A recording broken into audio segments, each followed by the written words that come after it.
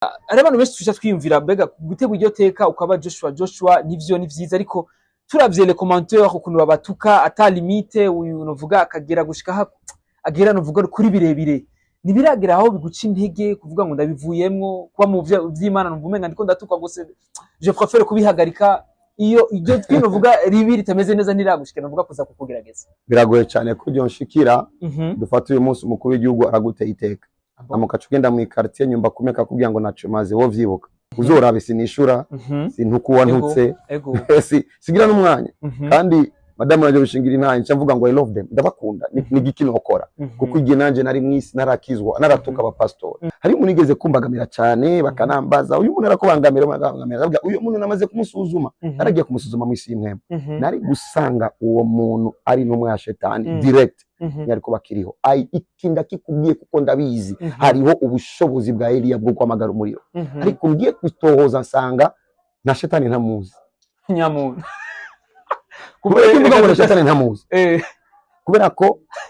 yiberengaho n'abandi bari ngo bibere bikene sax if only ikinda kivuze uwa shetani azongerageza arabe uzogenda urabe mu bikorane baza bo tugendana ahantu hose nagiye mu gikorane ngavuga umurozi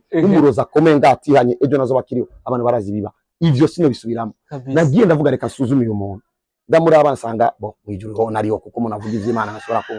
tukana like that now get this ndavuga reka rero ndamurondere mu isi mwiza isanga ntariho nibamuzi ari abantu baba shetani amuyuyi mungu amuyuyi niba amateur niba fanatique Wamuri kumbe sikegera cameraman wanjigira niyo bari chimamanda kwa misi yahera niyo yaramaze imisi ariko aratuka cyane ruvuga Professor Joshua kuri nari gusanga kuzimu bamuzi yagarugisa na shetani I told you nari ko bariho kuko ndazi uko Imana yari gukubikorerako cyangwa nuko nari gusenga ariko ndazi sanga nukuzimu nibamuzi nifana it's just a baby no mu baby agomba gusa bamwe bamumenye ujya kuraba buhoro muravye urabona ko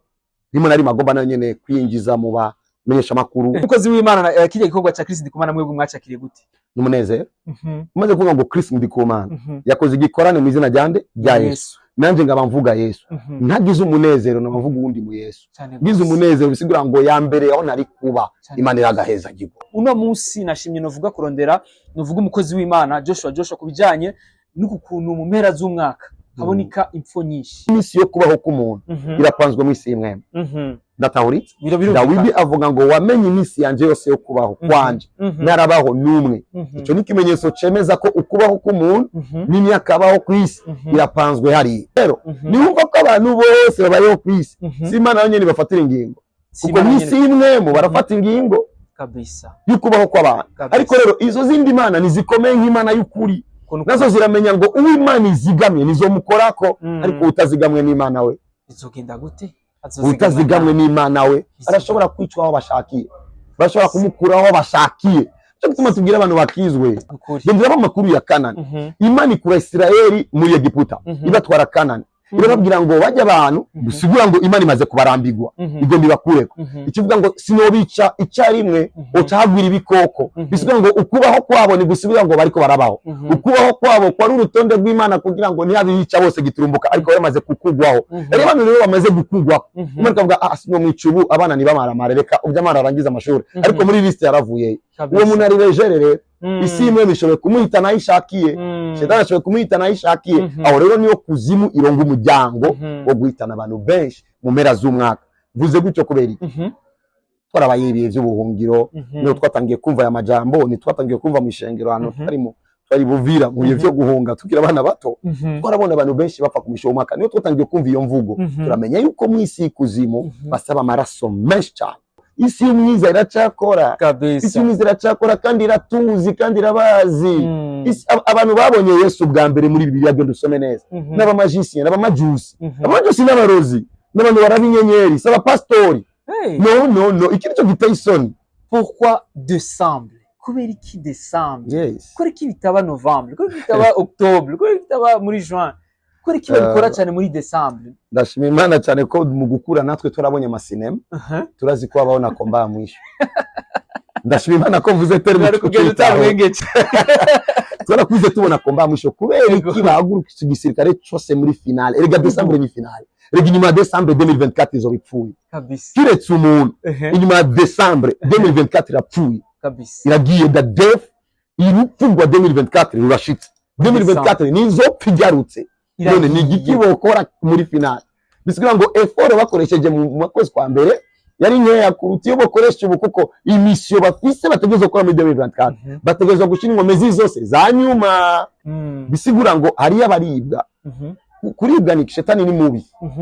ni mubi aragahura n'umuriro w'Imana cyo kimata kinda kwiriye arakwiye umuriro w'Imana ndabizi ko azoturigwa mu iherezo ariko kandi turakwiye natwe gucika umuriro umubangamira ko birivuga ngo abamarayika bagize umuyaga abasavyi bayo yagize imbeya z'umuriro ivyo bita kunywa amaraso baca babikora ico babikora amaseremoni bo cyo twama dusengera banasengera umwana Gitega ndabwiye umwana yanyoye ibikombe 13 by'amaraso birazwi video zirahari uwo mwana yanyoye ibikombe cyangwa inta izirari ku banyagitega muri 2017 itariki indwi z'ukwezi kw'indwi itariki 8 mu gitondo namusengeye muri 2017 yadashwa amaraso ndabwiye yanyoye amaraso Nigeria reka yadawe mubone yadashwa amaraso abantu tangura kwiruka uyu mugabo ariko yadawisha abana amaraso isi imwe mirabaho ico rero bakora niki nuko baca batangura kunywesha abantu ayo maraso ababo ubicanye no kubaha amapete ico bita gutanga amaraso cange kunywa amaraso isi y'umwiza ariko si bose baca bapfa ari abandi bapfa bakaca bagenda bakamuhamba ubisanzwe bya muntu niba yapfu n'umuntu baba batsinzirije bakoresheje ijini yitwa jini makata mu kumusinziriza bamusinziriza gute niba abandi ugomba kubatera urushinge bagira inkomezi nyinshi hama kabona arapfuye simvuze gutya kugira ngo abantu bazindukire kumva ndakora bakaba babo bakiri mu binogo inzirijwe imwe mu yiwe iba yakuweko umuzimu cyangwa iyo jini niyo yifisha abantu baca bahamba wabo bibaza ngo yapfuye ni kibiribiri mu ijoro baca baza kumuvyura bamuvyuye bavyura gute bahamagara iryo jini kubera ko bise kapasite z'ijini ikisokoroka hameka kisohoka bakamusubiza imwemo ariko bakamugira ikintu cy'ikijujuju muri ico gihe baca bagenda kumurimisha no kumukoresha ivyo bashaka ari abama batoroka ari abama beshapa cyangwa warabacunga gapfa niyo twabonye ujya muntu rero sange nibindi ba muri Tanzania ni vyinshi cyane kibazo amahoro njuti mukunzi wa Irebe Media Irebe FM 90 na rimwe n'ibice 4 ndakora mukije ndakwifuriza amahoro y'Imana abane nawe aho uri hose kumbure ndagukengurukire kuri nuvuga ku kigoro wamugira buri gihe cyose dushize ku kiganiro ugashira ko comment ugashira ko like ugashira ko meme na views imwe twebwe turakenguruka kuko vyose tubikora muri ya ntumbero na cyane cyane yo kugwanya nuvuga abanebwe na cyane murabizi neza yuko Imana idashigikira umuntu adakora yes ndakubarira ati rero tugukengurukire dushimire kandi dukengurukire n'Imana thank you God for everything you done for us in the name of Jesus hama uno munsi twatewe iteka nuvuga ni iteka ridasanzwe cyane nuvuga guhabwa umwanya nk'uyu nuvuga n'umukozi w'Imana prophet of Jesus Joshua nuvuga uno munsi twatewe iteka Jeffrey n'umunezero kuri jewe aduka gukorana nuvuga umukozi w'Imana reka kumbure ndamuha umwanya sindabicisha nuvuga amajambo menshi cyangwa ndabatwara umwanya ndazi benshi mukeneye kumva ibiva nuvuga mukanwa nuvuga kubuhoraho na cyane cyane murabizi neza yuko twebwe abana b'abantu tabeshwa gusa n'ibyo dufungura tubeshwaho n'ijambo riva mu kanwa kubuhoraho iyo jambo naryo aricisha muri abanyene banyine cyubahiro ndagushimire cyane Joshua kumbure ndakuramutse mu izina rya Yesu Kristo namahoro cyane ndabyohewe kumva ko bose babimenye yuko umuntu atabeshwaho n'umutsima gusa ariko abeshwaho n'ijambo ryose biva mu kanwa k'Imana hama muvugishwa rero muri biya bamwita akanwa k'Imana ngomba tuvuga abantu babeho na cyane bimeze gute rero uvuga mukozi w'Imana Joshua tumeze neza turashimira Imana na Imana idakora mangu ndakuvuga ngo Imana si umunebwe ugendanye nayo umenye ngo ivyo yavuze izobikora n'ibirenge vyikubwira irashobora kubikora cyane ubaye wayo ego yes mbego uno munsi uri kugenda gute nuvuga ku ruhande rwa Pastor Joshua cyangwa Prophet Joshua kuri jewe umunsi ni mwiza umunsi ni mwiza ninga turi mu bihe vyiza cyane muri no period kuko turarondera Imana dusenga tugisonzesha tubwira Imana ko tuyikunda n'ibintu bitamenyerewe abantu bisonzesha kugira ngo bave mu ngora twe twabwishengero gisonzesha ibwire Yesu turinga kubera ko tugukunda ni wagira ico duha duwe kugukunda si imodoka tuyisaba duwe kugukunda gusa nivyo dukeneye muri no period yes bakuzi wa Irebe Media Irebe FM ndakwarira ati rero niteka twarawiditewe novuga mu gihugu cyacu Burundi aujourd'hui hari akandi kazina kiyongeye ko docteur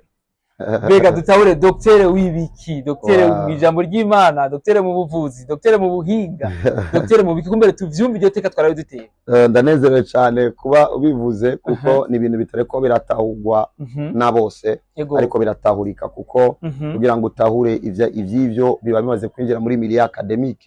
Ico gihe iyo umuntu avyumvise kubera ko yibaza ko docteur ari umuganga gusavura, acavuga none prophète yabaye docteur gute, aca yibaza none nasigaye avura abandi. Ingorane si jewe, ingorane niwe atazi ivyo ariko arabaza. Mu bisanzwe ico bariko baravuga ni doctorat d'honneur, mu bisanzwe ni DDV, doctorat muri divinity. Ni itangwa gute kuko ni vyiza ko dutanga umuco kuko nimwe bwa mbere ngozi ikiganiro kugira ngo ntange umuco kuri bino bintu na cyane ni gipapuro kimatanye cyane n'iteka. Mu bisanzwe kugira ngo umuntu abe umu docteur aciyo ico bita PhD, aba yajeje yaronse diplôme isanzwe ya fin des humanités, aba yaronse baccalauréat cyangwa aba yaronse licence, akaca genda akagira ico bita maîtrise, ajeje maîtrise akaca doctorat, inyuma doctorat ariyo kuba professor. Sibira rero ngo iyo ageze kuri maîtrise bijyana doctorat aragira recherche, sishura mwigisha, agira ubushakashatsi, kurondera ikibazo, amaze kurondera ikibazo akarekana ukuntu coteregwa inyishu, maze abantu bakaca bicara bakaraba koko ivyo yavuze ari inyishu z'ukuri. Muri ico gihe baca bamuha ico bita doctora. Ariyo n'ibindi byinshi vyoba kugira ngo bagire umuntu docteur. Hama iyo wacu yitwa gute? Ibyo nitugira recherche, ahubwo babonye yuko twazanye inyishu mu bintu bitigeze bitoregwa inyishu, bakaca bicara bakavuga abacu nibahabwa iteka, naho iteka ryacu turikeneye mu ijuru. Ariko amashengero si nka kera, ari ama université rukristo, harimo aba professor n'aba doctor, bakaca bicara bakumviriza ivyo umuntu yigisha. Cyo nico cyambere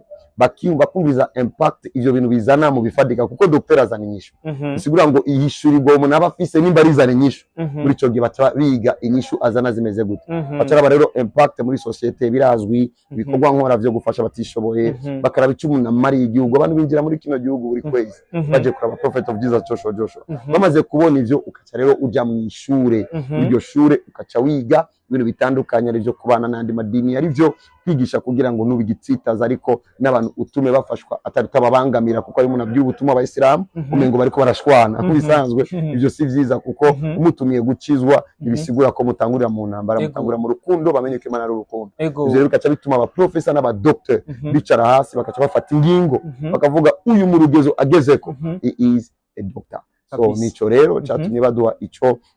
bita doctorat d'honneur. Uyu munsi rero ni Dr. Prophet of Jesus Joshua kabisa.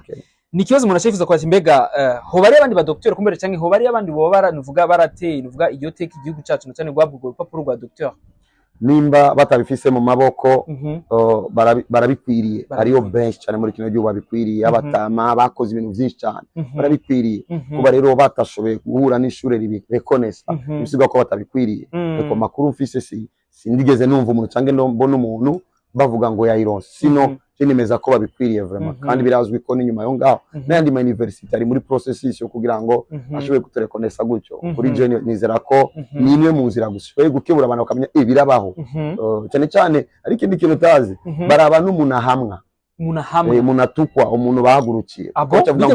barabiraba ni gute isi yo hagurukira iwacu kandi turi ngaha. Twebwe twitwa yuko twigisha ivy'Imana kandi tufise ama université rukristo. Ni vyiza yuko tutoreka umuntu w'agaciro atwaguka utariko n'abatazi Imana yacu. Reka twebwe nk'aba docteur, n'abantu dufise ubumenyi mu vy'Imana, tuze tubwire ishengero ngo Imana yarabahingabire, nemere yuko mucishwe intege n'abana ba shetani. Gese bakunzi ba Irebe Media aragerageza kudusigura kubijanye n'urupapuro nuvuga yarabahawe, ariko si kuri we gusa ni ku gihugu, kuko niteka kuvuga twagira umwungere mwiza nuvuga nka Prophet Joshua, na cyane cyane niteka ku gihugu cyacu. Ariko n'ikindi kibazo umuntu ashayifuza kumenya ati mbega kuri ivyo uvuga ngo gutukwa, mbega ari abantu benshi tujya twiyumvira mbega gutegwa iryo teka ukaba Joshua nivyo ni vyiza, ariko turavye les commentaires ukuntu babatuka ata limite, uyu nuvuga akagera gushika agera nuvuga kuri birebire, nibiragera aho biguca intege kuvuga ngo ndabivuyemwo kuba mu vy'Imana nuvumenga ndiko ndatuka gose, je préfère kubihagarika. Iyo iryo nuvuga ribi ritameze neza niragushike nuvuga kuza kukugerageza, biragoye cyane ko byo nshikira. Dufata uyu munsi umukuru w'igihugu araguteye iteka, amukaca ugenda mu quartier nyumba kumeka kubwira ngo naco maze wo vyibuka oya vya nyumba kumisa ni gute yohura n'Imana ukaca usamazwa n'ivyo abantu baravuga barabara biragoye cyane bishoboka ko nibishoboye no kunkorako ahubwo kuri je nama mbona ko ari test iyo ndavyakiriye mbega ndacabakunda ndabakunda I love them uzorabe sinishura sintukuwa ntutse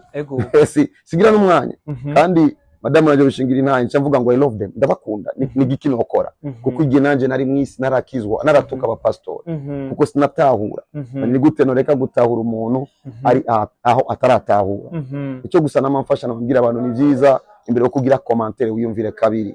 urabona iyo tugiye kuraba abantu bagiye kuronka ama diplome cyangwa ama licence nibemerera umuntu wese kumubaza ikibazo abazwa n'abantu bafise urugezo gwiwe so iyo rero uri umuntu uri muri primaire ntuvuga muri iyo nama uri muri maternelle ntuvuga muri iyo nama uba wejeje kwikemesha so namwanya no bigira ko kuko imvugo zabo cyazituma abanyabwenge bamenya ngo uyu n'umwana yagiye kuvuga kubiri hejuru y'ivya datahura so cyo twokora niki umwana ucukora iki umwana ucumukunda ukarindira kure yanse gukura naho bazovuga ngo niba abandi byananiye ko bakura baca bashira mu bigo by'abagwaye yeswe muri hari n'abandi babona icubahiro nuvuga abantu tubaha nuvuga abantu cyangwa abandi bantu babaha bakavuga ati no bariko bararengera ntuka bariko barigira Imana rero bariko barafata ikibanza c'Imana baciha ahubwo nuvuga bo twara abantu kuri Kristo biratwenza bugiye umuntu atangiye kwibaza Imana yibaza Imana mu gicapo atayizi nindi umuntu yo kuba ukakwakira icubahiro c'iyo Mana ingana gutyo nindi yo sangira niyo Mana icubahiro ariko bagende basome Bibiliya niye yari igitabo citwa Mana 1 muri Bibiliya ari igitabo ca Matayo kubera iki batacise Mana 1 ari igitabo ca Yohana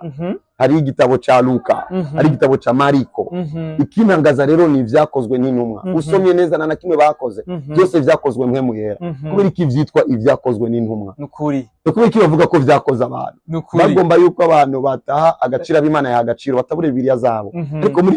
Bibiliya bitabo vyitwa ivyakozwe n'intumwa kubera iki batavuga ivyakozwe n'Imana bavuga ivyakozwe n'intumwa kuko ari intumwa z'Imana iyo bavuze ivyakozwe na Joshua ubivuze arabizi ko atari Joshua ahubwo vyakoze Imana ya Joshua ariko iyo Mana yashimye kwiyerekana kuri Joshua nimbi iyo Mana ubwayo yagiriye confiance Joshua wewe ureka kugira confiance gute amen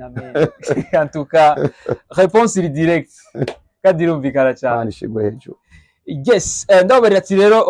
ako karakantu kinango gusana nabemereye iminota 10 yo ku ntango adusigura neza na cyane nuvuga kubijanye n'amavuta nuvuga yasizwe canke nuvuga niteka Imana yamuteye ariko uno munsi nashimye nuvuga kurondera nuvuga umukozi w'Imana Joshua kubijanye n'ukuntu mu mpera z'umwaka haboneka impfo nyinshi haboneka ingwara nyinshi haboneka ibigeragezo byinshi haboneka nuvuga ibintu utari bwigera tubona muri janvier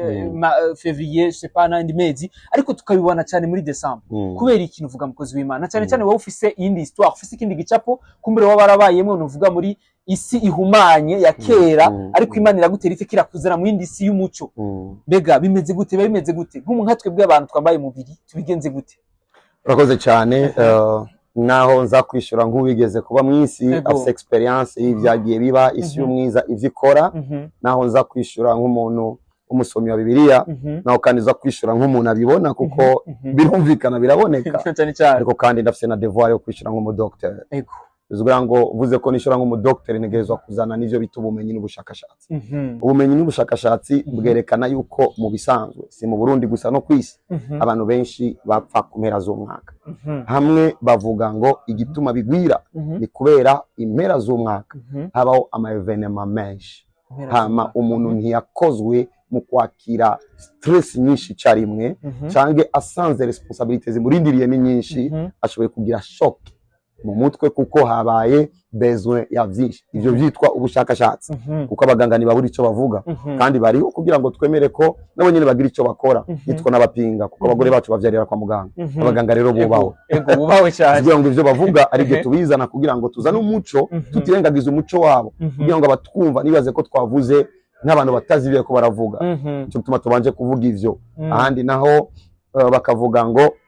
uyo muruwo kubera kuzana stress bituma abantu benshi bagwara ntibamenye igituma bagwaye ariko n'umuruwo w'iyo misi mikuru umuruwo wizo stress umuntu avuga ngo ndarizi ko nzoshikira imigambi nini na wa mwaka urangiye nka wa wundi ngiye gusubira kuba muri wa mwaka kwa kundi iyo stress igatuma bamwe bapfa niko bo bavuga ariko rero twe turi muri Afrika hama narabaye mwisi ndabizi yuko bibaho umisho w'umwaka. Ikindi kiba mbere yo kumvuga ico isi y'umwiza ikora kugira ngo ntange na solution. Umisho w'umwaka mu bisanzwe abantu babaho imisi yo kubaho kwabo ibizwi. Abantu Dawidi avuga ngo narabaho n'umunsi wanje n'umwe wamenye imisi yanje yose yo kubaho kwanje. Muri Zaburi Yesu uhora arayizi. Biswe ngo umuntu afise imisi yo kubaho. Biswe ngo afise umwaka ategerezwa gupfirako. Nibaza ko ndabitahura. So umwansi agerageza gusunika ibiteronza kuvuga ku bijanye n'ivyiwe atari ngomba kwigishako kubera ko abazi yuko ari abantu benshi deje mu mwaka bataza kuburengana. Uno bapanzwe yuko uwo mwaka bataburengana. Normalement mwisi y'imwe dufate umuntu yavuzwe ko azoba imyaka 40. So uyu mwaka rero yakujije 40 cyangwa azoba imyaka 80 kuko imisi yo kubaho k'umuntu irapanzwe mwisi y'imwe. Ndatahuritse Dawidi avuga ngo wamenye imisi yanje yose yo kubaho kwanje narabaho n'umwe. Ico ni kimenyetso cemeza ko ukubaho k'umuntu n'imyaka abaho kwisi irapanzwe hari. Turabona neza aba Adam babaha imyaka ishika 900, abantu bakera babaha imyaka irenga 900. Tuca twumva Imana ivuga ngo mwemu wanje nazobandanya nyinyurana n'abantu kuko ari umuntu gusa. Imyaka yo kubaho k'umuntu nizorenga 120. Ninde apanze imisi yo kubaho? Ni Imana. Iyo tuvuze Imana ariko ni simwe mu ncamake. Je nawe tuvuze Imana kubera ko twizera Imana. Abatizera Imana bavuga ngo isimwe mu ncamake. Isimwe mu ifise ubushobozi bwo gupangira ubuzima bari kwisi iboneka na cyane cyane. Bisubiye ngo nimba tuvuga Imana nta numwe ariko arayibona muri uyu mwanya. Bisubiye ngo isimwe mu niyabaho Imana yonyene ariyo n'izindi mwemu. Bisubiye ngo isimwe arashobora kuba urutonde rw'abapangirwa kubaho n'abadakwiye kubaho kabisa. Nibaza niko ndatahurika rero. Tuvuze rero ngo mwisi imwe mu birapangwa ukaba utitirirwa iyo Mana. Ama mwisi imwe mu bafise capacité zo kwica abantu utari mu maboko y'Imana numva ko imwe yari yose ishoboye kuguta. Haleluya. Rero niyo byicaye kuko tuvuze guta mu kivungu mengo nibifise aho bihagaze. Bibiri ivuga ngo mwe mu wanje niyo nyinyurana n'abantu. Ico gihe Bibiri ivuga ngo abana b'Imana batangiye kuvyarana n'abantu kwisi. Abo bita abana b'Imana abandi barakomanta ngo n'abamarayika. Birazwi ko cyatangura kuba bigatanya kwisi. Mu gihe bigatanya Imana ivuga ngo no sishobora kugumana n'abantu imyaka yose. Reka bave mu myaka 900 bagende ku myaka 120. Bisigo ngo bagiye munsi ya 10% abana b'abantu. Ariko byafashwe ingingo nande? Byafashwe ingingo n'Imana. Imana rero twe tuvuga ni Yesu Kristo turayizera. Ariko abandi bafite imana zitandukanye. Bisubiye ngo mu mwemu barafata ingingo z'abantu babayeho. Duhagaze ngaho rero niwumva ko abantu bose babayeho kwisi. Si Imana yonyine bafatira ingingo. Kuko n'isi y'imwemu barafata ingingo kabisa yukubaho kw'abantu. Ariko rero izo zindi mana nizikomeye nk'Imana y'ukuri. Nazo ziramenya ngo uw'Imana izigamye nizo mukorako. Ariko utazigamwe n'Imana we izogenda gute? Utazigamwe n'Imana we arashobora kwicwa aho bashakiye. Bashobora kumukura aho bashakiye. Cyo gutuma tubwira abantu bakizwe. Cyo gutuma tubwira abantu baze kuri Yesu. Niyo solution yonyene kuko iyo utari mu maboko y'Imana imwe mu Yesu ashobora guhitana. Je ndi umuntu akora ama deliverance. Mama mubona abantu batembagara bakoma induru. Ni gute daimoni yinjira yishakiye? Ni kubera ko uwo muntu afite icyo bita protection. Kuko no mu gisagara ca Bujumbura ari impango wo kwinjira ushakiye. Ariko ari impango kana udashobora gushira ikirenga aho ushakiye. Bisigura ngo hari protege. Uyu muntu nawe ari protege nande nimba dafise Imana. Mu gihe atari protege rero amatumaze gutahura ko misi imwe mu badefinisa cyangwa bashoboye kugira icyo bakora ku bariho. Ashoboye kwicwa n'uwari we wose. Rero muri yo si imwe mu y'umwiza basanzwe bazi ko Imana ikomeye kubaruta. Basanzwe bazi ko Imana ifise aba yateguriye kubaho imyaka myinshi izwi bitahura. Abo rero bo misi yo mwemu baramenya ngo ku mwaka uheze ariyo nabandi kwe gupfa muri uyu mwaka abambere baba leger n'abantu hageze muri uwo mwaka ko bopfa. Kuko mu bapfa hari ushoboye gupangirwa gupfa ntapfa. Turabona amakuru ya Ezekias ubita Ezekiel. Imana irabwira umuvugishwa ngo nubwiye ko aza gupfa arihana arongerezwa imyaka 15. Imana yari yamuteguriye ko gupfa kwavuzwe urupfu rwavuzwe. Ariko yihanye yongerezwa imyaka ingahe? 15. Fata rero uyo muntu niyaronsa akajyo ko kwihana. Mu mwanya ari mu gasamazo atihana amaze kuba mu bapfa kubera ko atihanye. Daimoni yarose ashobora kumuhitana kuko daimoni iri capable gukura umuntu ari mu kiganza c'Imana. Ariko uyu deja amaze kuba muri suspension kuko nigeza aronka akajyo ko gusenga ngo yongegwe. Nigeza aronka akajyo ko kwegera kugira ngo abeho. Sisi ko ndiko ndatahuritse ngo muri cyo gihe rero uyu muntu ari muri suspension. Uje muntu yamuvugishwa yamubwiye urapfa. Abimenye acarapfuka mama wibuka ibikorwa nakoze. Imana ibwiye ngo mugaruka umubwire ndamongereza imyaka yo kubaho. None yumva ko ari abantu imyaka yabo yaheze. Ariko boronka akajyo ko kongerezwa imyaka n'ibihana. Imyaka yohera gute? Ari abantu bashoboye kuba baba bajimana Imana ikavuga ngo nera afite imyaka 100 reka ndamukureho kuko Imana ifite objectif yo kumuntu aba imyaka 900 ariko iramugabanya kugeza ku imyaka 120 kubera amakosa y'umuntu ni giki cyatuma imyaka y'umuntu igabanuka na makosa y'umuntu none ubuho ibicumuro nibiriho mbega ni yari abantu bapangiwe guba imyaka 120 kubera amakosa n'ibicumuro Imana ikavuga reka garukire kuri 50 vraiment kirumvikana natahuritse rero uwo muntu abwiwe ngo agarukire kuri 50 bishitse akihana numva ko atasubira muri linya y'imyaka yiwe uwo muntu ari muri iyo cadre shetani acayoroherezwa iyindi mwemu cyazoroherezwa cyazihitana uko bishoboka niyo mucyo usanga umuntu ariko arahura n'ibitero bitandukanye ugasanga uri mu bantu benshi bifasha ujya wenyene kubera iki ari muri iyo suspense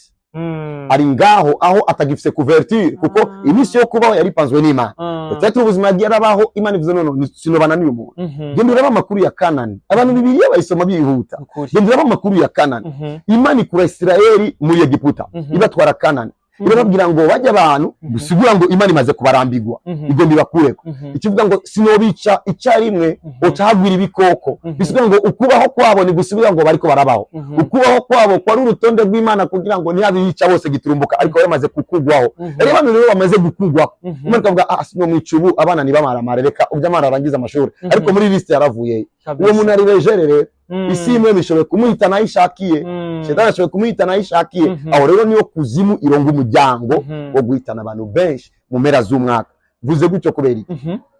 twarabaye ibihe by'ubuhungiro niyo twatangiye kumva aya majambo ni twatangiye kumva mu ishengero hano tarimo twari buvira mu bihe byo guhunga tukira abana bato twarabona abantu benshi bapfa ku misho umwaka niyo twatangiye kumva iyo mvugo turamenya yuko mu isi kuzimu basaba amaraso menshi cyane ku bantu ivyo rero nibizohagarara reka ndakubwire Yesu amaze gupfa akanazuka musome neza Bibiliya shetani niyaciye apfa Yesu amaze gupfa akanazuka shetani niyapfuye shetani aracariho Paulo aravuga ngo nagomba nzi wanyu shetani aranzibira inyuma ko Yesu yagiye mu ijuru hama Yesu aravuga muri Luka 10:19 ngo ndabaye ubasha bwo gukandagira izo kana scorpion kumura cyayi dusigiye aho gucyo Yesu yaduhaye n'ubushobozi bwo kumwakira we kugira ngo duhonyore shetani none abadamu abatashobora kumuhonyora numva ko abahonyora umva kugira ngo tugire protection uko tugira Jésus muri twege nta kindi gisigaye nuko tumugira vy'ukuri cyo gutuma muri bivuga ngo nimbukizwa mukiza ngomba gukizwa gose kizwa gose rero byango nibo bahitano nta yindi nzira nta kindi twovuga namambona abantu ngo tuyinde amavoyage kuko bavuga ko amaksida aba menshi tuko turasenga Imana ikirafasha tukavuga ko zahagaze ariko nico dujeje turasenga tukamenya ko bibaho akibaza ngo kwirinda no kutavoyage no kudafata indege no kudafata imodoka izuzo nizigwa ziragwa uba accident si imodoka gusa ndi ndamubona n'abantu batsitara bakavunika bisigura ngo icyo umuntu akwiye kwirindira ko nukungira muri Yesu kuko isi y'umwiza iracakora isi y'umwiza iracakora kandi iratuzi kandi irabazi abantu babonye Yesu bwa mbere muri Bibiliya byo dusome neza n'abamagicien n'abamajusi n'abarozi n'abantu barabinyenyeri saba pastori no iki cyo giteye isoni abambere babonye Yesu n'abantu bapima inyenyeri bajya abantu barabinyenyeri n'abamagicien saba Kristo bajya afite capacity yo kumenya icyo uzovamo rero batangiye kubona ko mu mwaka uza ushoboye kubangamira ubwami bwabo barakurondera kugira ngo umwaka uza niwinjiremwo abamujusi rero babonye inyenyeri baravuga uyu ntidushobora kumukurako ariko mu kumurondera bakora akantu kitwa gapyeje kuko bari bazi ibyo barimwo batwara izabo kugira ngo bazishire Yesu ariko baca kwa Herode bacabwira Herode wari umundi mwami yavutse bisiga ngo twe turabizi uyu mwami niwo mu mwemu nicyo kumukorako ariko Herode mu mubiri ashoboye kugira icyo akora yica uyu mubiri bicishije kwa Herode bagomba kwapfa kuri kino byabaraniye kumwica bo bishoboka imwemu y'umuntu bivanye n'icyazoba bisigura ngo Yesu cyategerezwa kuba murabizi Jefferson umuhamagaro wo kuvugishwa ariko cyane cyane umuhamagaro wo kugarura ivyizigiro mu bantu nizo nyigisho zanje gusengera abantu bagakira umuhamagaro wanje nuko abantu bagira espoir Imana iracakiza kwigisha abantu yuko Imana ishobora kubakura hasi umuhamagaro wanje mu bisanzwe ni umuhamagaro wo kugarura espoir mu bantu si umuhamagaro wo kwirukana abadayimoni kwirukana abadayimoni ni ikintu twita assignment ni igikorwa gishigikira icyo nahamagariwe kwirukana abadayimoni bamenye ngo kumbe Imana nayo yashoboye kudukurako abadayimoni Yesu rero niyo muntu wenyene yarafite umuhamagaro wo gupfa Yesu yamagariwe gupfa aro yari gupfa n'umwaka umwe yategezwa gupfa urupfu rwo gucungura abantu nta numwe ari gushobora kumukurako mwisi imwe babonye ko batabishoboye bavuga reka dupimishe Herode. Herode nawe aragerageza ariko murabona ko bitashobotse, hapfuye abana benshi ariko we ntiyakozwe. N'igihe bagomba bamute aravuga ngo ntibishoboka, arabaca hagati. Abantu mutahure Herode père, Herode se wa Herode use ujya aturitse inyumunyu, urabibona bisigura ngo arabaca hagati kuko ntibyari gushoboka ko bamwica kuko yarafise ukuntu aza gupfa. Nico gituma yabwiye Pilato ngo nishobora kiretse ko wahawe ububasha. Yumva ko Pilato siwe yagomba kwica Yesu, ari imwe muziri mwicuru zatanze ububasha. None yumva ko atari birari rimwe ndagibuka, yumva ko atari imodoka zica abantu, yumva ko mwisi imwe mwatanzwe uruhusha rwatanzwe nande. Nimba uri w'Imana n'Imana ibitanga, nimba utari maboko y'Imana na shetani ashobora kurutanga. Niyo ngora ikibazo rero cyo kigaruka handi nyene. Pourquoi décembre? Kubera iki décembre? Kubera iki bitaba novembre? Kubera iki bitaba octobre? Kubera iki bitaba muri juin? Kubera iki babikora cyane muri décembre? Ndashima Imana cyane ko mu gukura natwe turabonye amasinema, turazi ko ababona komba mwisho. Ndashima Imana ko mvuze terme twarakuze tubona komba mwisho. Kubera iki bahaguruka igisirikare cyose muri finale? Erega décembre ni finale, erega inyuma ya décembre 2024 izo bipfuye kabisa. Kiretse umuntu inyuma ya décembre 2024 irapfuye kabisa, iragiye da death irupfungwa 2024 rurashitse. 2024 nizo pigarutse. None ni igiki bokora muri finale? Bisigira ngo effort bakoresheje mu kwezi kwa mbere yari nkeya kuruta iyo bakoresha ubu, kuko imisio bafise bategereje gukora muri 2024 bategereje gushira ingomezi zose za nyuma biratahuritse. Raba inyuma misi imwe muturavuga ko sasta z'ijoro cange umunsi uheze the day is dead, umunsi urapfuye. To dufite n'amajambo tuvuga paraporo y'uwo mwanya kubera ko tuzi ko lendi ipfuye nizo subira kugaruka kundi.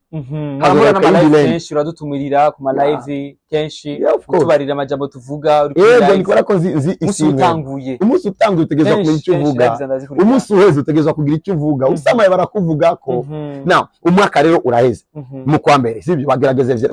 ibaze shetani yangitse umuntu genda ugire umuntu yakiri muri 2024. Uwo muntu yagerageje ananiwe hama ageze ku misho y'umwaka, niyumva ko ananiwe iyo mission nayo nyine azoba ananiwe muri 2025 n'undi mwaka bakoresha ingomezi zose zishoboka. Ndakubwiye ngo zose zishoboka. None niyumva ko bakubwiye ngo tuvuge wowe utegerezwa kuronga diplome muri 2024 amahora asamaye kwiga sandi mashuri ndiko ndiga kuko ndayakoresha nka example ndiko ndiga andi mashuri y'Abanyamerika aho nizera ko naho nyene naza kuronga diplome kugeza kwizaonzo ronga maîtrise tuyareke gato. Ariko turafashe ama exam arageze ndiko soma online cyane ndiko soma ku bitabo nishura ama nasamaye mu kwezi kwa mbere nasamaye mu kwa kabiri negezwa kurangiza uyu mwaka. Numva ko mu kwa mbere nari gusoma page par page ariko mu kwa 12 negezwa gusoma ibitabo nk'ubiyahura kuko umwaka urenganye mba naniwe kabisa. Fata rero yuko no mwisi y'umwiza igihe kirabarangiranye bashira ingomezi zose cyo tumuza kubona n'amashengero nanye yagize yishurirwa menshi ari mu majene muri kino gihe 40 jours nuko bimeze kugira ngo ni finale reka tugire energy kwiye n'isi imwe kugira ngo abenshi nibahitanwe cyo tuma twavuze ngo tubwire Imana ko tuyikunda nyuma ko twibagije abantu barashobora kuza imbere y'Imana bakabura ikibavugira ariko reka tuvuge ko tuyikunda urukundo rurimo force kuko uwukunze ubu muciriye bugufi uwukunze ubu musavye imbabazi turazi cyo tuko turakora kugira ngo mu rugo rukundo rw'Imana tuzigamwe yuko izigamwe abanyagihugu bazigamwe amashengera zigamwe nivyo tuko turakora. Yes, bakunzi ba Irebe Media nababiye twatibiteka leo tutapewa neno, leo tutarantre tumeshiba neno. Yenda bati mwicare mufata agatebe mwicare antuka baza kudusigura byinshi ariko ikindi kibazo umuntu ashefuza kumenya ati mbega twumvise ko shetani ariko ari abantu insi y'umwuka mubi esprit noir kuri kwiratwara abantu iri kwirasesa amaraso. Umuntu acagaragaza kumenya mbega iyo mibiri yabo turabona ko bayihamba, mbega ko twumva ko satani ari ikintu cy'igikoko kijya kirajya ibishipa, none ayo maraso arayajya bigenda gute cyangwa plaisir yiwe ni kubona abantu bariko barapfa gusa? Ariho ndanezerewe cyambere sitani sigikoko sitani ari umumarayika w'umuco nibitabo bicapa ibikoko yari umumarayika w'umuco satani. Bibiri ivuga muri Ezekiel ko ari mwiza wa karanga. Ibi rero abantu bagerageza kwerekana no kudatahura iyo ngorane ababona naho afisa amahembe mwisimwe muza amahembe mwisimwe ni puissance mwisimwe mu ihembe rigaragaza ubushobozi iryo hembe power. So rero iyo bavuze shetani bakamuha amahembe baba bamurengereye bisanzwe uwo bitari sigikoko kanaka ni gicapo cy'ubiri butuma tuvuga ngo ni gikoko kibi ariko dusomye Bibiliya yitwa Lucifer yari umumarayika w'umuco kabisa mu ncamake cyavuga ngo none ko abantu imibiri yabo ipfa bagahamba ndashima Imana ko turi mu Burundi kandi ko ndavuga ikirundi hama ivyabaye ni vyavuze gusa n'ama social media byaravuzwe no mu makuru nyamakuru atandukanye na muntu tugeze kumva yuko bahanze bakasubira kumubona nyuma y'imyaka 8 ego none ni giki kubwira ko umubiri wiwawe wahereye mu mwivu nimba wamuhanze wisiri ko yagumyeyo ko twabonye ujya mu nagarukana umubiri ko bagiye kumva bakamubura ni kubera ko mu isi imwe batica kumwe ari abicwa bakaribwa natanze akaruro kabaye mu gihugu nari kubivuga bitaraba kuvuga ngo ndiko ndavuga ibintu bitabaho ujya mu baramucije kuri TNB yarazubitse baramubona mu nyuma batamubona mu mva reka ndabasigurira ntibabonye mumva kubera iki bisigura ngo ari abaribwa kuribwa ni shetani ni mubi ni mubi aragahura n'umuriro w'Imana cyo kimata kinda kwiriye arakwiye umuriro w'Imana ndabizi ko azoturigwa mu iherezo ariko kandi turakwiye natwe gucika umuriro umubangamira ko birivuga ngo abamarayika bagize umuyaga abasavyi bayo yagize imbeya z'umuriro kubera ko Imana yagize imbeya y'umuriro kugira ngo shetani abangamigwe na presence yayo uwo muriro wese kwimbabura nigende ko ndavuga ubutumwa gutya ariko arasha nigende ko ndavuga bino bintu gutya arabangamiwe cyo tuma twitwa imbeya z'umuriro reka ivyo kugira ngo abadatahura nibave batsitara ariko ni mubi ku buryo Imana yanga cyose nicakunda ivyo bita kunywa amaraso baca babikora ico babikora amaseremoni bo twama dusengera banasengera umwana Gitega nabwo umwana yanyoye ibikombe 13 by'amaraso birazwi video zirahari uwo mwana yanyoye ibikombe cyangwa ina Israel ku banyagitega muri 2017 itariki indwi z'ukwezi kw'indwi itariki 8 mu gitondo ni namusengeye muri 2017 yadashwa amaraso ndabwira yanyoye amaraso Nigeria reka yadawe mubone yadashwa amaraso abantu tangura kwiruka uyu mugabo ariko yadabisha abana amaraso isi imwe mirabaho ico rero bakora niki nuko baca batangura kunywesha abantu ayo maraso ababo ubicanye no kubaha amapete ico bita gutanga amaraso cange kunywa amaraso isi y'umwiza ariko si bose baca bapfa ari abandi bapfa bakaca bagenda bakamuhamba ubisanzwe bya muntu niba yapfu n'umuntu baba batsinzirije bakoresheje ijini yitwa jini makata mu kumusinziriza bamusinziriza gute ni babandi ugomba kubatera urushinge bagira inkomezi nyinshi hama kabona arapfuye simvuze gutya kugira ngo abantu bazindukire kumva ndakora bakaba baba bakiri mu binogo ndiko ndavuga ibintu nzi uko hari abantu baca benterpreta ibitari ivyo gasanga bagiye gukurikira ibintu ndiko ndatanga umuco kuri iki kibazo sinishuye ikibazo cy'abapfuye bose kwanje yarapfuye nanjye sinagiye kumurara abamanje yarapfuye sinagiye kuraba ko ari mu kinogo ibi ndabivuze kugira ngo nange umuco w'ivyo wambajije kugira ngo umenye igituma ujya muntu yagarutse iyo muntu rero ajyamye aba yasinzirijwe imwe mu yiwe iba yakuweko umuzimu cyangwa iyo jini niyo yifisha abantu baca bahamba uwabo bibaza ngo yapfuye ni kibiribiri mu ijoro baca baza kumuvyura bamuvyuye bavyura gute bahamagara ijya jini kubera ko bisa capacité z'ijini ikisokoroka hameka kisohoka bakamusubiza imwemo ariko bakamugira ikintu cy'ikijujuju muri ico gihe baca bagenda kumurimisha no kumukoresha ivyo bashaka ari abama batoroka ari abama beshapa cyangwa warabacunga gapfa niyo twabonye ujya muntu rero sange nibindi ba muri Tanzania ni vyinshi cyane ikibazo umuntu aca yibaza kubera ko iyo bavuye nuvuga cyangwa iyo bazutse bakava mu rupfu tuvyita urupfu kubera twe twabonye ko bapfuye kubera ko badashobora kuvuga bavuga ivyo babonye badashobora kandi kuvuga nk'abandi bantu erega ico babaka kugira ngo bababike babaka kuvuga none nk'ubu umuntu uramugaruye hama bace bamureka avuga nimva ko azokoma induru erega bacakora kite yo kumwaka kuvuga bafashe umwanya barasubira kuvuga bagize umwanya mwisho kubasengera basubira kuvuga ico bamwaka base gufungura niba gufungura ivyo abandi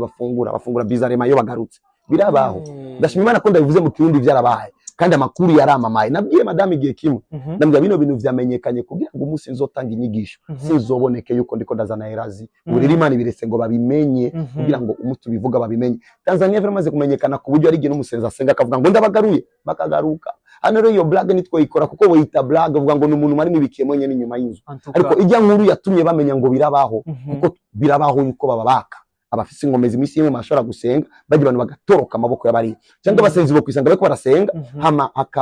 hakaba umucyo usanzaje ababafata ujya muntu akacayisanga rero yatorotse rero ameze nk'ikintu kiraho kuko kwa sarufa bameze nk'iki hiyo ndashimana ko nariko ndavuga ibintu mutigeze mubona murabibonye rero acaba nk'ikintu kimeze ngaho bisaba umwanya kuko bamwaka kuvuga kugira ngo navuga cyo ni cyambere bamwaka kwibuka kugira ngo navagaruka iwabo siziko byo cyo gituma bajya abantu nkabajya abiwabo nivuga ngo n'uwiwacu ariko bagoma barabaguye ko we narakaptira neza abiwacu ibi nibiki si mu Burundi gusa biba kwisi nigibuka tukira abana bato twumvise umuntu yagize accident hama munyuma ngo baramubona bagiye bitavyumvise tukira abana bato mu mapays francophone sinibuka igihugu ariko acinya kirenga 10 cyangwa 20 we young de tukira abana bato rero nivyo biba mwisimwe maba byinshi rero igituma mubona tutishura abatuvuga igituma mubona tutonavuga yo bavuze kuko turazi ubushobozi dufise yo twavuga ivyoba urukundo ruca rutuboha Imana ituma dukunda n'abaduhama tubasengera tubasabira imbabazi kugira ngo nibabangamigwe n'isimwemu kuko n'isimwemu hariyo vyinshi igituma tudashoboye kubishura igihe turukanye abadayimoni kubera ko ivyo tubona batabibona igituma tudashoboye kubishura iyo badataho inyigisho zacu ni kubera ko zitari muri dimension mentale ziri hejuru y'ubwongo ni gute nk'ubu no babara n'umuntu atatahura bintu kandi ko ndavuga ikintu yumvise ubwa mbere nawe urabizi inkuru umuntu yumvise ubwa mbere akaba atigeze ari muri primaire akaca muzanira ngo A+A uwo mwana nazovuga ngo papa rikijuju kubera kubwize A+A kugira ngo papa A+A nibaho ni A+1 none noreka gutahura uwo mwana ndamutahura kuko nazanye ibintu bidatahurika ariko ibiye bizobatahuza ariko ako ka example karadufashije kuvuga kugira amenye ega twarabonye umuntu gutyo turabe neza usanga prophet ariko aravuga vyo abanyabwenge rero baca bandondera mu misho prophet mbira okay ubuzima bumeze uko nuko ubuzima bwawe bupanze uko nuko ndavuga ubuzima bw'abantu I know that bupanze uko nuko ivyo vyapfiriye ngana nga igituma ivyo vyapfuye ni kubera genda uhindura nibi niyo Daniel yabwiye umwami reka ndabafashe bene igituma rimwe na rimwe twakira abantu igituma rimwe tutakira abantu igituma rimwe na rimwe abantu baturondera mu misho nkaba Nikodemo baza kwa Yesu mu misho muze dufise abantu baturondera mu misho kandi turafasha kuko ni simwe genda uraba umwami ayijije kurota indoto abonye indoto Daniel yamubwiye ngo genda wirinde ica ukora ivyiza ukora ivyo kugororoka urabe ko wotabagwa Daniel ko anamufasha ukuntu yo kwifata kugira ngo ntagire ingorane ariko ingorane umwami yarayigize muravyibuka mu gitabo ca Daniel ivyo rero nivyo tumenya twebwe tukabwira umuntu we kugira ngo bihinduke irindi ibi ikicago carinjiye igihe wajyamanye n'ujya mukobwa kanaka ujya mukobwa yari yinjiyemo n'abadayimoni abana kugira ngo bakwinjiremo genda wihane hama umaze kwihana wereke Imana ko wahindutse ugira amasezerano kutazosubira uzobana n'umugore wawe wenyene utasubira kuvanga n'ibindi ko niko dutabara abantu ubuzima bwabo bugahinduka kubera ko tuzi ico tuzi tutovuga byose kuri public nda cyane n'ikibazo benshi baca bibaza ati mbega ubwo bushobozi bwo kumenya ati ujya yishwe n'isi y'umwuka nuvuga y'amadayimoni canke ujya n'igihe ciwe Imana yari yaramwandikiye cyageze two bitandukanya gute nuvuga umukozi w'Imana Joshua umuntu asanzwe ntashobora kubitahura umuntu asanzwe ntashobora kubitahura reka ndabivuge gutyo direct niyo bitahura gute biyo bitahura gute birivuga ngo umuntu w'imwemu asesa vyose niko bavuga mu gitabo ca ice cyambere cya Bikorinto 2:15-16 umuntu w'imwemu asesa vyose gusesa ngaho bavuga ngo l'homme spirituel juge de tout bisaba yuko umuntu yemera kuba un homme spirituel iyo tuvuze umuntu w'imwemu nituvuze imwemu tuvuze umuntu ari sensible n'ibibera mw'isi y'imwemu uwo arashobora gusesa vyose uwo nawe mw'isi y'ubu amuvugishwa niwe abafite iyo capacity wa kabiri ni umukozi w'Imana ariko ataba mu gasamara ukicinjira ngaha wumvise indirimbo wambajije ngo ubaho gute ngaha ko bavuze indirimbo hafi yawe ndabwo bagomba bashire bahugare bashire climatiseur igituma wambwiye bavuze ngo konzi kudakunda kuba ahantu ari induru umuntu w'imwe rero agira umwanya mwisho gutekana umwanya mwisho gutekana ni utuma amenya amakuru bimuntu ashobora kubibona ukavuga ibi ni nabivuga ngaha nza kuzana intambara nyinshi muri zino famille ceceke nsabe haba amahoro cyo gituma abantu baza kumbwira ngo mbega ninde yandoze sivuga ndamubwira gusa uwo muntu yakuroze azonanirwa gutya ariko ngenda kubwira ngo ni kanaka ivya bindi cyusanga tuzanye intambara kandi tegereza kugira igihugu cy'amahoro none ubwiye umuntu ko kanaka yamuroze numva ko baza kumenana uyu munsi nahuye n'umuntu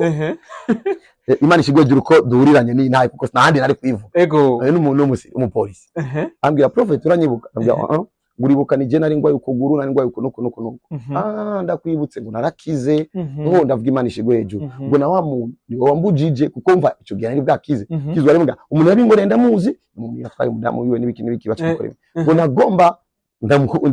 ndamubwira ikibi birumvikana ko ari kugikora ndamubwira ukagenda kwicira urubanza uzoba wikwegeye intambara ku Mana yawe ndamuhanura yambwiye ngo naramuretse ngo arayerera ambwira numva ko iyo rero tari kumubwira ngo nibi nivyo gikore tuba dukweza intambara zidakwiye cyo gutuma Jesse show nawe bari mu bana sikubwira ngo kanaka yakuroze sishobora kukubwira gutyo ko ndakubwiye ngo kanaka yakuroze nazanye nambara gatewe na kanaka nimba ndi umuntu w'Imana rero ngaba nabonye ubwo burozi reka nanize bujya burozi amawe ubeho ariko nimba ntari umuntu w'Imana nceceke kuko umuntu w'Imana nashobora kubwira umuntu ngo kanaka yakuroze ndakubwiye ngo kanaka yakuroze numva kugiye kwica kanaka eske nazanye amaho cyangwa nazanye nambara nimba Imana yabinyeretse cyangwa kubwira uburozi bwose bwari bukuriko burananiwe nakoresha nanjye formule nzi ndazifise formule ya mbere ni izina Yesu formule ya kabiri ni umuriro twahawe icyo bita umuriro wa mpemu yera formule ya gatatu icyo navuze izina Yesu hariyo kurivuga no kurihungiramo kandi nakwigisha ukuntu uvuga izina Yesu bikaba effective kuko bose barabizi ko je mvuga izina Yesu abademoni bagasohoka nakwigisha ukuntu uhungira mu izina Yesu Dimasio Paul avuga ngo si jewe nkiriyo ni Yesu muri jewe kuko birivuga ngo izina ry'Uhoraho umunara ukomeye nanje nagwa nanje ma formule yanje ndiko navuga niyo formule biblique tugenda kwibera cyane cyane Yesu bakunze ba Irebe Media kumbure turiko turishugwa je kubganje ndiko ndanyuga ariko wowe ukurakurikirana kino kiganiro uri muri Amerika uri muri Europe uri he wherever mbega bimeze gute je vraiment ndiko ndashima hanyuma nikindi kibazo umuntu achefuza kumenya mbega kutuziko benshi babagwanya kandi barabagwanya cyane je souligne bien barabagwanya cyane ariko nk'umuntu asoma Bibiliya cyo dusubira inyuma n'igihe Yesu yazura Lazaro benshi barapinze ngo murakoreshwa n'amadayimoni bafise izindi esprit Josi acabarira ati ofumo ukosha kumana ariko ntukoshe kuri mwe mwiye mbega tuvuge gute ko bagwanya nabi icambere cyose nibirate abatugwanya sibo benshi kuko we nurimo hama ubwinshi bw'abantu misimwe mu buharugwa bivanye n'icuma namaze birivuga ngo naho novuga mu ndimi muvirize neza naho novuga mu ndimi naho novuga indimi z'abantu n'iz'abamarayika nafise urukundo ngomeze nk'umuringa bisigura ngo ntari umuntu adafise urukundo misimwe bamwarura nk'umuringa birika kivuga ngo naho novugishwa n'Imana naho novuga ivy'ubwenge naho nogira ubumenyi ngo ntafise urukundo ndubusa ni gute novuga benshi kandi deja abadafise urukundo mu gihe tubita ubusa nubusa so ico ni cyambere giye misimwe munanuma ngwanya kuko misimwe mbabita ubusa tugarutse rero misi y'umubiri ngo none ko babagwanya ninde batigeze bagwanya Eliya baramugwanije Musa baramugwanije Yesu baramugwanije ninde tigeze agwanya bisigura ngo nimba ariyo linye Yesu ariyo na linye y'abafarisayo birumvikana kuri twebwe n'amahoro naco byo dutwara kuko kuri jewe n'amahigo birivuga mu gitabo cya Matayo muzoba muhiriwe nibabahama bajya abantu n'amahigo yacu rero babandanye badutera amahigo akindi turahiriwe kubera ko baduhama kuko batumenyesha ko isi tutarabaye rijya jambo rivuga ngo tuzobamenyera ku byo bahama kumbure bo bisunga ivyo bintu tuvuge gute umudamu se n'abana batatu ndakundana n'ubu niberenga biraboneka ko n'umunyarukundo naho nubivugira abana benshi bashinga inaye abakobwa nariye Minerval tugeze dukorana icaha bariko bararangiza university abantu bariko barakira inaye abantu barakira cancer ivyo twama ni vyiza kubizera cyo gutuma bizera abandanya batwiyegereza abizera Imana ivyo twama ni bibi kuri kuzimu ni gute boryoherwa umuntu akiza uburozi kandi bamuroze ni gute shetani yakoma amashi ivyo twama rero ni bibi kuri bo ariko ni vyiza ku banyamuco ko nta numwe yokoreka icyama nanga twicaye nga tubazunguruke cyo gutuma abantu bose bamvuga genda urabe nta numwe araza na breve fadika uko barabuze ivyamwa vy'umuco birahari ahubwo tuca tumenya yuko ivyo twama bibabangamiye kuko ivyo twama twebye vy'umuco bibangamira shetani birumvikana rero batugwanije rero turahiriwe kuko nitwiteze kubona na gato ko shetani adushigikira tubibutsa yuko Yesu ababarira ati mbega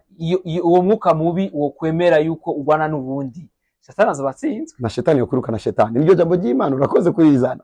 mu gitabo cya Matayo 12 ngo mbega shetani yokuruka na shetani gute so bisigura ngo iyo turiko turabikora tubikora mu izina rya Yesu rero nitwiteze vraiment na gato niko shetani adukomera amashi amatwe turazi ko shetani rero agendera mu bantu iyo tubiraye tuvuga uyu mwana wa shetani yabangamiwe hari umuntu igeze kumbagamira cyane bakanambaza uyu muntu arakubangamira bavuga uyu muntu namaze kumusuzuma naragiye kumusuzuma mu isi y'imwema nari gusanga uwo muntu ari n'umwe ya shetani direct yari ko bakiriho ikinda kikubwiye kuko ndabizi hariho ubushobozi bwa Eliya bwo kwamagara umuriro ariko ngiye kutohoza nsanga na shetani ntamuzi nyamuntu kubera ko ngo shetani ntamuzi kubera ko yiberengaho n'abandi bari ngo bibere bikene success if only ndakivuze uwa shetani azongerageza arabe uzogenda urabe mu bikorane bazabo tugendana ahantu hose nagiye mu gikorane ngavuga umurozi akomeye ngatihanye ejo nazo bakiriho abantu barazi biba ivyo sino bisubiramo nagiye ndavuga reka nsuzume uyu muntu ndamuraba nsanga bo mwijuru ho nariho kuko umuntu avuga ivy'Imana nashobora tukana like that. Now get this, ndavuga reka rero ndamurondere mu isi mwiza isanga ntariho nibamuzi